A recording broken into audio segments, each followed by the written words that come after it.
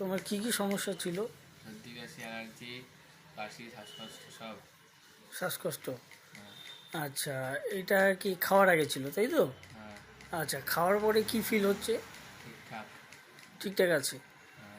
সব কিছু কি মানে কমছে? হ্যাঁ। আর কি কি রোগগুলো ছিল সেটা বললে ভালো হতো। সর্দি কাশি শ্বাসকষ্ট জ্বর। এটা কি শুনেছিলাম নাকি ঘন ঘন মানে এলার্জি হতো, হ্যাঁ, ডাস্ট এলার্জি। ওটা কমে গেছে। আর হচ্ছে মানে ইনহেলার নিতে। হ্যাঁ। আচ্ছা, সেটা কি এখন নিচ্ছ? না। নিচ্ছ না?